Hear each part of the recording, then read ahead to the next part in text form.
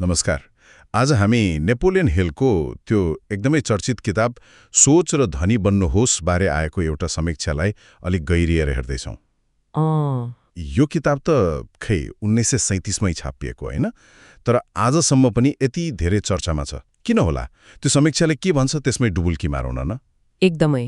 र यो किताब हिलले त्यत्तिकै लेख्नु भएको पनि होइन। समीक्षाले पनि भन्छ यसको पछाडि 20 वर्षभन्दा लामो अनुसन्धान छ अरे। 20 वर्ष? लानो समय रहेछ त। हो नि। हिलले त्यो बेलाका एकदमै सफल मान्छेहरू जस्तै Andrew Carnegie, Henry Ford, Thomas Edison यस्ता सयौं जनासँग अन्तर्वार्ता लिनुभएको थियो। उनीहरू कसरी सफल भयो भनेर बुझ्नलाई? हो, ठ्याक्कै। उनीहरूको सफलताको सूत्र के हो भनेर पत्ता लगाउने उहाँको उद्देश्य थियो। अनि समीक्षा अनुसार त्यो लामो अनुसन्धानबाट के निस्क्यो त? मुख्य सन्देश चाहिँ के रहेछ? समीक्षाले केमा जोड दिन्छ भने नि सफलता सुरु हुन्छ रे एउटा निश्चित उद्देश्यबाट, मतलब एउटा स्पष्ट लक्ष्य हुनु पर्यो। एउटा ठोस लक्ष्य होइन त? हो। अनि त्यो सँगसँगै चाहियो प्रबल इच्छा, बर्निङ डिजायर भन्छ नि अङ्ग्रेजीमा, त्यो लक्ष्य पाउने एकदमै तीव्र चाहना। भनेपछि सोच र विश्वासको शक्तिमा जोड। एकदम। हिलको दर्शनको केन्द्र नै त्यही हो। हामी जे सोच्छौं, जस्तो विश्वास गर्छौं, त्यसले नै हाम्रो आर्थिक व्यक्तिगत भाग्य कोर्छ भन्ने कुरालाई समीक्षाले पनि प्रमुख मानेको छ। सुन्दा त निकै शक्तिशाली कुरा लाग्यो, तर यसलाई व्यवहारमा चाहिँ कसरी उतार्ने? किताबले के तरिका सिकाउँछ? समीक्षामा के छ? हो, सिकाउँछ। समीक्षामा पनि उल्लेख छ किताबले 13वटा सिद्धान्तहरू सिकाउँछ। 13वटा? जस्तै एउटा छ आत्मसुझाव, अटो सजेसन भन्छ, मतलब आफ्नो अवचेतन मनलाई सकारात्मक कुरा, आफ्नो लक्ष्य बारम्बार सम्झाइरहने। सुनेको जस्तो लाग्छ। अनि अर्को छ विशेषज्ञ ज्ञान, स्पेशलाइज नलेज। सामान्य जानकारी मात्रै भएर पुग्दैन, कुनै खास क्षेत्रमा गहिरो ज्ञान चाहिन्छ भन्नुहुन्छ हिल। अनि त्यो मास्टरमाइन्ड समूहको कुरा पनि त आउँछ नि बारम्बार, होइन र? समीक्षाले के भन्छ त्यसलाई? मास्टरमाइन्ड त्यो त समीक्षाले पनि महत्त्वपूर्ण मानेको छ। यसको मतलब के हो भने उस्तै लक्ष्य, उस्तै सोच भएका मान्छेहरूको एउटा समूह बनाउने। एकअर्कालाई सहयोग गर्न। हो, ज्ञान, अनुभव, हौसला बाँड्न।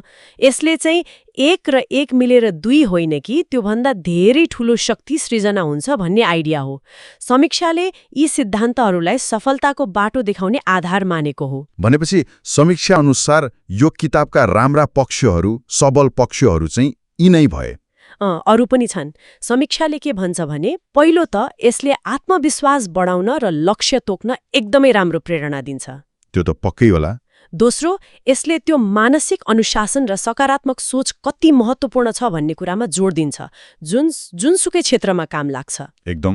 अनि अर्को कुरा, यसका धेरै सल्लाहहरू पुरानो भए पनि आज पनि उत्तिकै काम लाग्ने खालका छन्, जीवनका धेरै पाटामा लागू हुन्छन्। त्यसैले समीक्षाले यसलाई कालातीत सल्लाह भनेको छ, टाइमलेस। तर 80 वर्षभन्दा पुरानो किताब हो हैन? पक्कै पनि केही आलोचना त होलान् नि। समीक्षाले कमजोरी औल्याएको छ कि छैन? छन्। आलोचना पनि छन् र समीक्षाले त्यसलाई पनि इमानदारीपूर्वक राखेको छ। एउटा प्रमुख आलोचना के हो भने हेलका केही विचार, खास गरी अलि आध्यात्मिक जस्ता लाग्ने कुराहरू छन् नि, त्यसमा वैज्ञानिक आधार अलि कमजोर छ कि भन्ने। अनि कतिपय ठाउँमा भाषा अलि पुरानो लाग्छ, महिलालाई हेर्ने दृष्टिकोण पनि आजको जस्तो छैन। हो, त्यो त समयको कुरा पनि भयो। अनि अर्को एउटा आलोचना जुन मलाई पनि अलि महत्त्वपूर्ण लागेको थियो समीक्षा पढ्दा, कतै सफलतालाई सोचाइमा मात्रै बढी जोड दिएर बाहिरी वास्तविकतालाई चाहिँ बेवास्ता गरियो कि भन्ने। हो, त्यो एकदमै जायज आलोचना हो। समीक्षाले पनि उठाएको छ यो कुरा। हिलले व्यक्तिको सोच, उसको विश्वासलाई सबथोक मान्नुभयो, तर कहिलेकाहीँ यसले मान्छेले भोग्नुपर्ने वास्तविक सामाजिक, आर्थिक बाधा अथवा प्रणालीगत अवरोधहरू, सिस्टमिक अब्स्टेकल्स भन्छौँ नि, त्यसलाई कम आँकेको जस्तो देखिन्छ। मतलब खाली सोचेर मात्रै त सबै कुरा कहाँ हुन्छ र, होइन? बाहिरका कुराले पनि त असर गर्छ। हो नि, आजको संसार अलि जटिल छ। सफलता व्यक्तिको सोचमा मात्रै भर पर्दैन भन्ने तर्क समीक्षामा पाइन्छ। यति धेरै आलोचनाका बावजुद पनि समग्रमा समीक्षाको निचोड चाहिँ के हो त? पढ्न लायक छ त यो किताब? समग्रमा हेर्दा चाहिँ समीक्षाले यसलाई प्रेरणादायी क्लासिक नै भनेको छ। यो किताबले पाठकलाई आफ्नो सोच, आफ्नो जीवनको लगाम आफ्नै हातमा लिन हौसला दिन्छ भन्ने निष्कर्ष छ।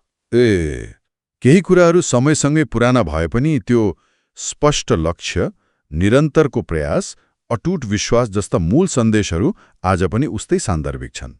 त्यसैले त समीक्षाले 5मा 4.5 को मूल्याङ्कन दिएको छ, जुन निकै राम्रो हो। निकै रोचक विश्लेषण भयो यो त, साँच्चै सोच्न बाध्य बनाउने खालको। त्यसो भए अन्त्यमा एउटा प्रश्न उब्जिन्छ मनमा, होइन? समीक्षाले पनि अप्रत्यक्ष रूपमा यही कुरा उठाए जस्तो लाग्छ। के कुरा? आलिगत बाधा अडचनहरू छन्। अब आजको समयमा सफल हुनलाई यी दुई कुरा भित्रको विश्वास र बाहिरको वास्तविकता यिनीहरू बीच कसरी सन्तुलन मिलाउने होला त? यो प्रश्न चाहिँ साँच्चै विचार गर्न लायक छ जस्तो लाग्छ मलाई।